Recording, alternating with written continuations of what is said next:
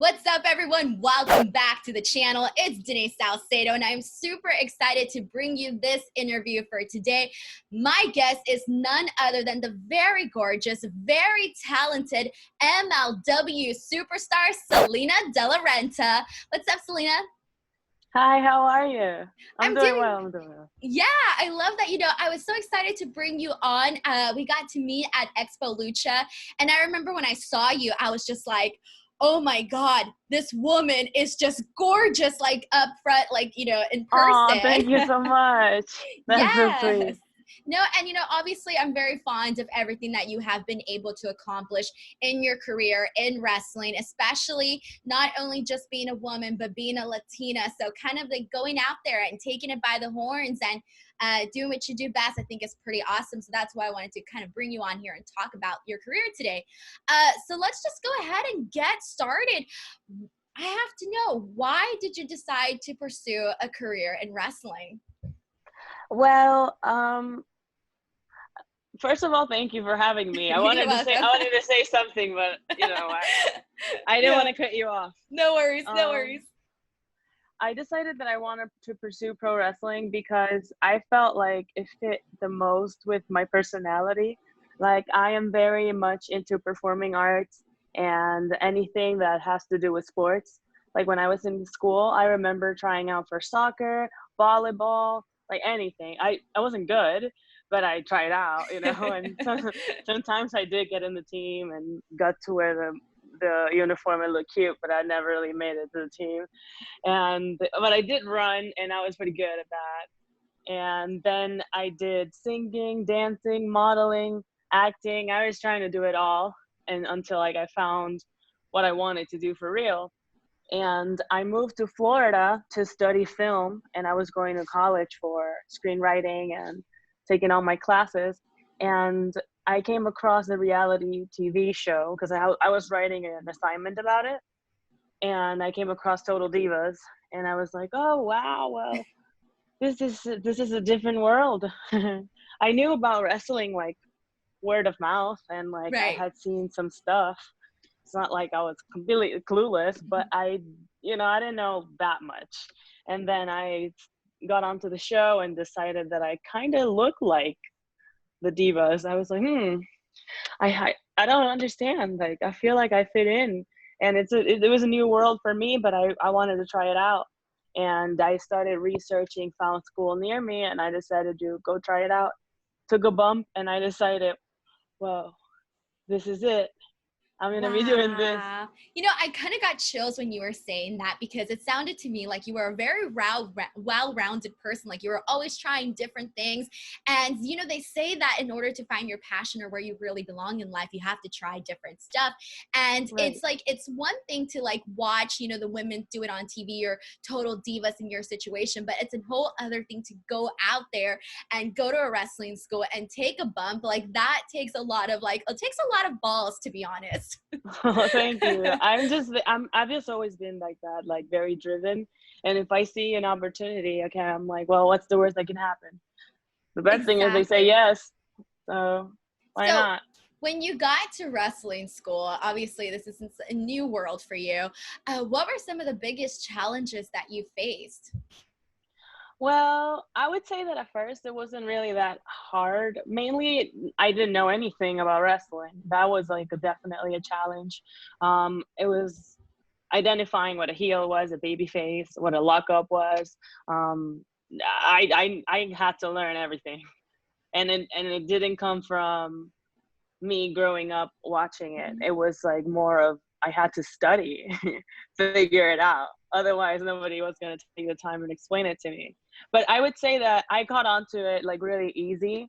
And the hardest part for me was like years, like about a year into my career, I broke my leg. Oh my God. Oh my God, the How worst. was that for you? Because I can imagine like that must have been really heartbreaking. Yeah, it was terrible. Like the first time it snapped, I was just kind of new in the business and barely making money from it. So it's not like I had a bunch of money like stacked up ready for me to pay for surgery. So it Yeah. was one of those. And I decided to stay wrestling no matter what. and I kept going back to my bookings, wrestling with a broken leg, and it snapped like 4 other times. Oh And the my last God. time I had to go to the hospital, not to the hospital, I went to the doctor, and because my leg was crooked all the way to the side, and I knew I needed surgery. And he was like, "Yep, let's schedule it for like a week from now." And I went ahead and did that. And then that's how I got into MLW, because they needed a manager or somebody to like talk or maybe throw some shirts. Yeah. And I was like, "Yeah, yay, I'll do anything." That's so crazy. And it's funny because you mentioned that you break your leg 4 times. At a certain point where you're like, maybe I shouldn't do this anymore. And what did your family think about all of this? Honestly, like my mom is probably the most supportive person in the world. So if I said I'm gonna go wrestle with a broken leg, she would be like, "Okay, don't break the other one, just don't break it." And she would be like really concerned, but she doesn't have like the heart to break my heart and tell me don't keep pursuing your dreams. So the fact that she was supportive helped me, because literally everyone else was like, "Nah, you just gotta quit wrestling. You just have to." And I was like, "No, like I love it. I can't quit. Like just because I Yes. broke my leg, like hello, do you know the sport? It's Do just you my even?" leg after all, right? I mean, no, it's not that it's just my leg. It is my leg. Yeah. But if I had, I did consider everything. Like I'm not saying, there's people that make different choices, so I apologize if anybody's offended. But when it came to my health, I thought, even if I need a prosthetic leg, I will be a prosthetic leg celebrity. Like I don't care. I'll rock it. It is what it is. Like, and I'll make it extra dope. I'll make it look like robotic and like cool, so people want to see it. I'll be like the girl with the robo leg or something. Like anything. I don't care. So I I was think I everyone was would I have was known down. you. That's so Yeah, wild. That's so cool though. And I like the fact that, you mentioned that your mom, because it's very easy for moms to have that talk with you and be like, you know what, honey, I don't think this is a path that you should be going through. But the fact that she obviously didn't want to be the person to tell you no to chase your dreams, I think it's pretty cool yeah. to do that. So you get brought into MLW, and what was that experience like for you? Well, at first I had a broken leg. So when I'm coming in, I'm thinking, damn, okay, I gotta talk, and I can't let these people know that my leg is broken. Oh, so they didn't know at this point? They knew I had some problem with my leg, but they didn't know I couldn't walk. Oh, I see. I you, see. they thought I tore my ACL or what I told them, but I didn't go into detail. And they said, "Can you get a business suit?" And I'm like, "Hell yeah!" And I'm sure they thought something sexy like a skirt or something, and I show up with long pants covering my leg because it's crooked. And I had the cane and everything, and the cane helped me because it gave me like that like gangster presence, and everybody was like, as soon as I got there, it was like, oh, so she is in charge. And it wasn't even like a thing where anybody told me I was in charge. It was one of those things that now my presence spoke for itself, and people were like asking me for permission to do some things, and I'm like, what the fuck? Like, oops, You're oops. fine. You're fine. We Yeah. allow cursing on the show. It's okay. Okay, cool. So I was just like, why are people like asking me? Like, what? But I guess like that started like the locker room rumor that I was in charge, and then court like learned about it and was like, well, maybe we should put you in charge.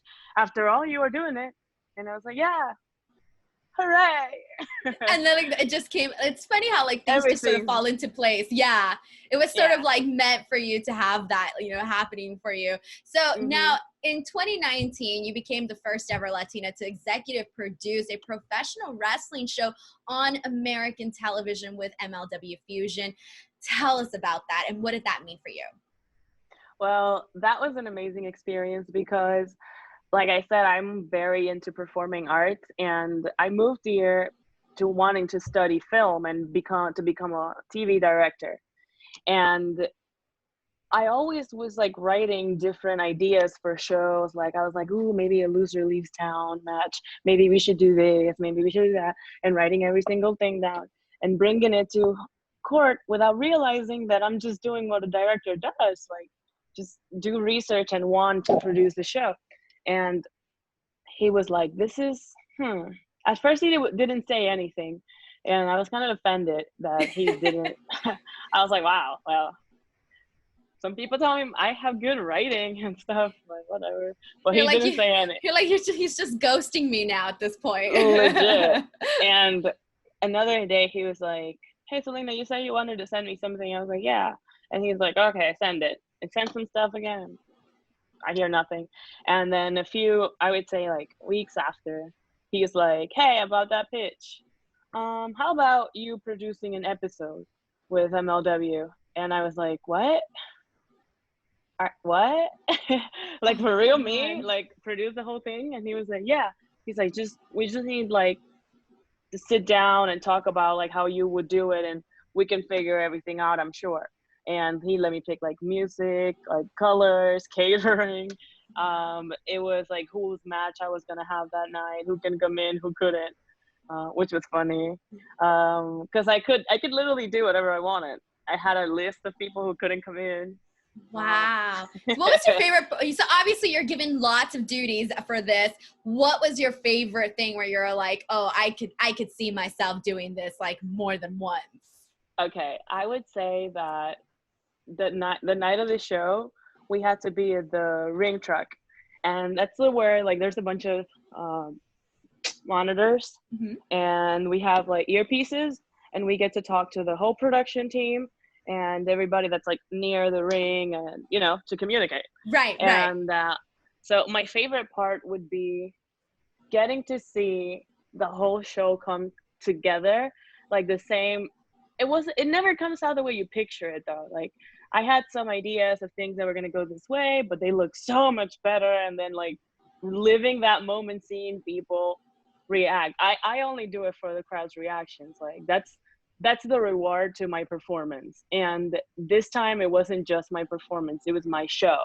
And when everybody was like shouting, screaming, saying this was the best episode, the ratings like were going crazy, it's a great feeling. And then I was getting interviewed about this, and my following started growing, and it seemed like what seems like such a small deal to me, it wasn't a small deal. Right. It just didn't seem as big as it turned out to be. Yeah, and it's crazy because I think that some of your best moments, you're like, I'm just going with the flow. I'm just doing what I can, taking opportunities as I go. But then like the bigger picture is like, girl, like you just did this, like we need to really commemorate that moment. And I remember like when that happened and people were talking about it, and obviously people are discovering you. I just remember thinking like, this is so cool that, again, not just a woman but a Latina as well that is able to have an opportunity like this. And I think that even now, like, we're starting to see more Latinas come forward, with stuff that you're doing. We're seeing Zelina Vega do incredible stuff. So I think that little things like this that you guys have been doing, Melissa Santos as well, things that you all have been doing have really been putting us looking like a lot better. That's what I'm trying to say. Things are looking really good for us. So in terms of that, do you still want to do more behind the scenes work, specifically like what you did when you were running the show?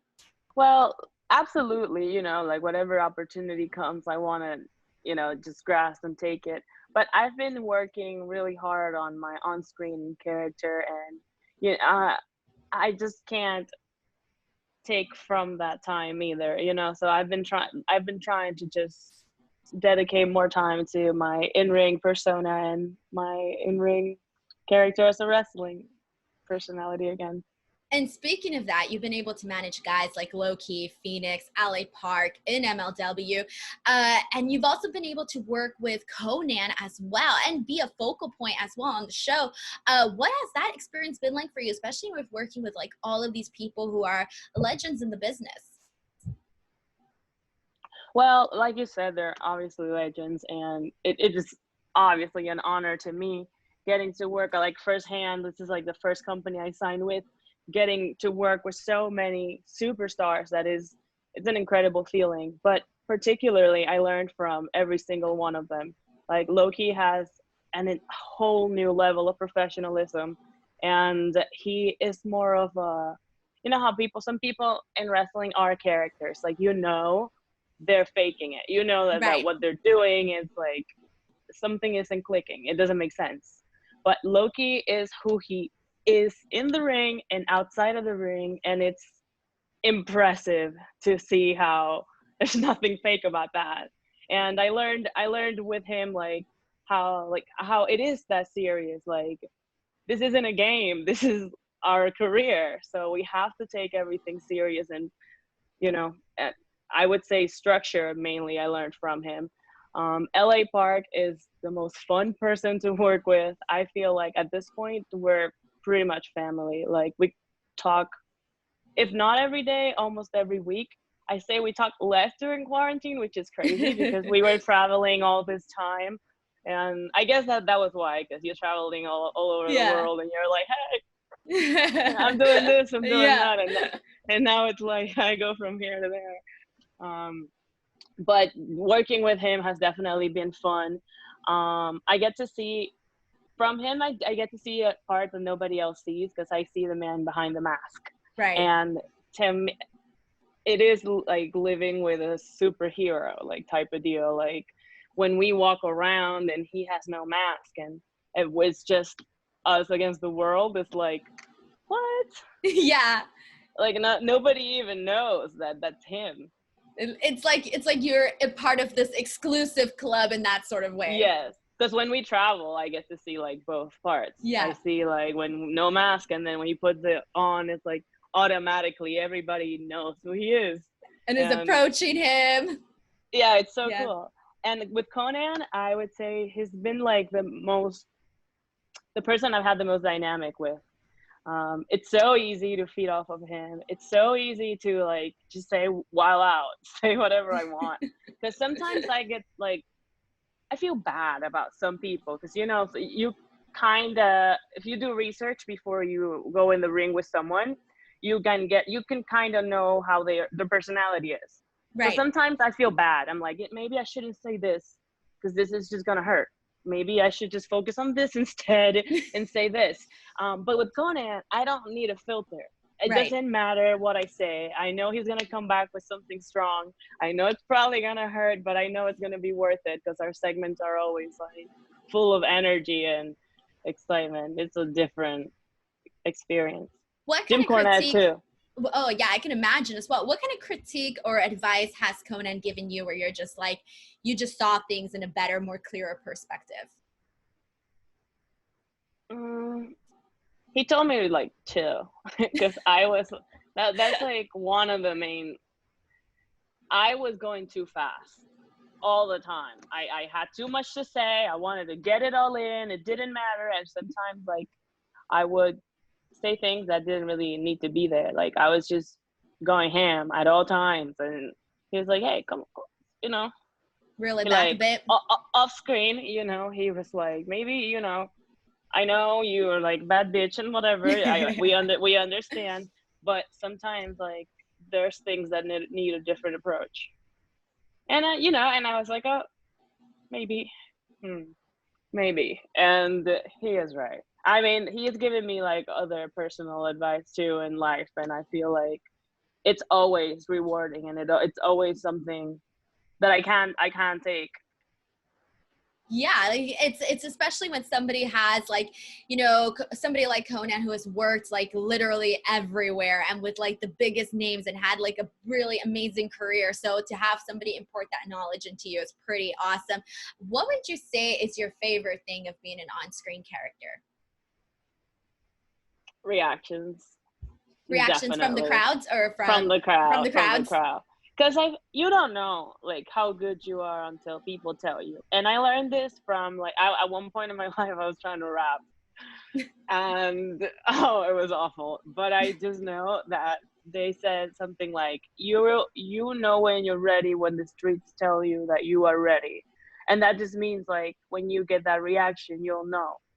And there's nothing more gratifying to me than when my music hits. I walk into the building and everybody's ready to boo and throw shit. And as soon as I grab my mic, I can just feel it. It's like a whole like love and hate relationship I feel from the crowd, because sometimes they laugh about what I say. Sometimes they boo me intensely, and I just never know. But the fact that they are reacting is what lets me know that I'm doing my job right. This is what I work for. What does your prep look like? Like before you come out of the curtain, what are you going through? Like, how do you prepare mentally? Like, hey, these are my bullet points. How do you go about that? I think I'm the most extra person in the world. I wake up early, I have my coffee, and I play my opera super loud. And I make sure Opera. Oh, that's nobody, awesome. yes, and I make sure nobody interrupts me. Sometimes I sing, but it's not very good. But I always sing my heart out. And then after I chill, throughout my morning, I can go out to my meetings, because usually we have production meetings, and go out throughout the whole day. Um, the prep is like, it's not like, I don't know if you've ever been at any of the shows, but I have like multiple outfit changes, and everything is always like going in the back. I do my own makeup, and that always takes me a long time. Yeah, I don't know. It's like, it's it's a little carny the way wrestling is, but I wouldn't trade it for anything really. It's just special. It's different. That's incredible. And now, you mentioned that. Okay, so working with MLW, the first company that you signed with, MLW has been presenting a pretty interesting product. They've been incorporating a lot of different styles, bringing in lots of different talents, and they've been making a lot of big moves, forming a lot of relationships and all of that. How does it feel for you to be part of a company that is actually really striving to move forward and, become like even bigger and bigger? It's definitely a unique opportunity, because I remember being there when MLW was just supposed to be a one-shot thing. It was literally called MLW One Shot, because it was gonna be a one show for YouTube and MLW TV, which was like online streaming for $5 or something like that. And we were all so down, so excited to do this show, and all of a sudden we get picked up on TV, and it's like, what? And like all of a sudden I'm managing the Lucha Bros, and all of a sudden I'm managing Parka, and all of a sudden I'm managing Low Key, and all of a sudden I have all these champions, and all of a sudden there's all this money, and I'm just like, wait, this life is just turning out to be something crazy. And one day we have TV here in America, but then they'll tell us, oh, we're now in the UK, or we're now playing in Africa. And I'm just like, what? And I don't really see it because I live here in America, but then I go onto my website and I'm getting orders from Germany. I'm Wow. getting, and I'm like, okay. And I start getting comments on my stuff, but from there, and I get messages, fan mail, and people from Latin America, and they're like, you have no idea how big you guys are here. And I've gotten that type of message. And I don't know, it makes me want to go visit and see what happens. It's one of those things Yeah. that they tell me, a lot of people are telling me, oh, everybody watches it here. So I wonder, what is it like going to a place where my show is what everybody's watching locally? Right. That is really cool. And that's really great that you get to, obviously through social media, you get to have that interaction with people and that connection from people that you had no idea were even watching you. So Yeah. that's pretty awesome. Mm-hmm. So, in terms of that now, so we're talking about MLW and all of the things that they've been doing. What would you say are some of your future goals, things that you want to accomplish, whether it be in MLW, whether it be outside of MLW? What are some of the things that are on your bucket list? Well, I would say that every wrestler's dream is to at least be in WWE once. Even if they say no, like that's a lot. You're Because like, you're lying. how did you even hear of wrestling in the first place? Like, it's like one of those Exactly. things that's like, you can't tell me you want to be a professional wrestler and you don't want to be in WWE. Like, that's crazy. But I would say that's like one of my more short-term goals. Long term, I definitely see myself finishing my doctorate degree. Um, I definitely want to do movies in Hollywood. I've always wanted to since I was a little girl, and now it feels like more real. As as I see everything else come together, I was like, okay, well, this taught me that dreams do come true, and all I really have to do is keep trying and just not give up. And more of like reading it on quotes, I'm actually living it.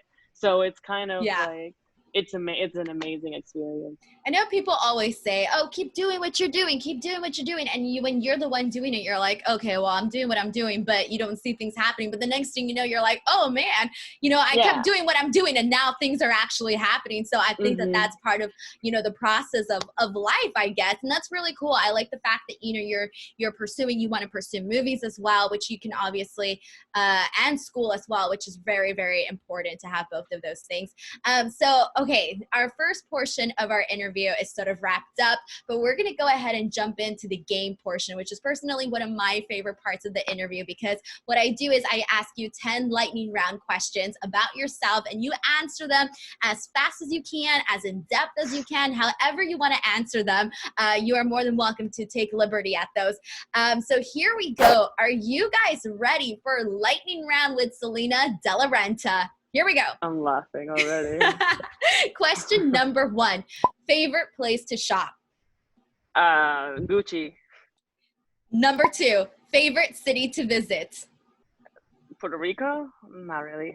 But okay. Question number 3. If you could raid one celebrity's closet, who would it be? Mariah Carey's. Oh, nice, nice. Number 4. App you're most addicted to? TikTok.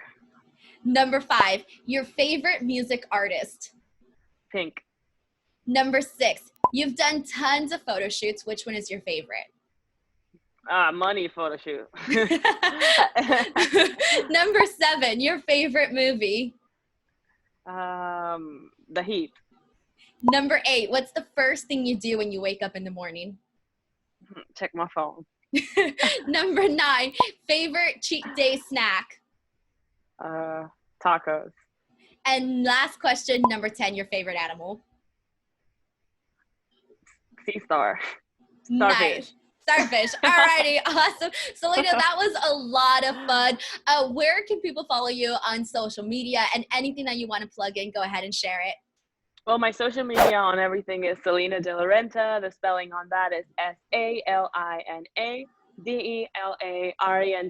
That's TikTok, Instagram, Twitter, Facebook, Cameo, Patreon, email. You're like, PayPal. all of them. Awesome. Salina, thank you so much for doing this interview with me. It was a lot of fun just chatting with you. Guys, let me know what you thought of this interview. Leave a comment in the comment section below. Plus, do not forget to follow Salina on all social medias, her Cameo, etc., TikTok, you name it. Go ahead and follow her. Plus, do not forget to give this video a like. Subscribe to the channel for more interviews like this one. And until later, we'll see you guys next time. Bye, everyone.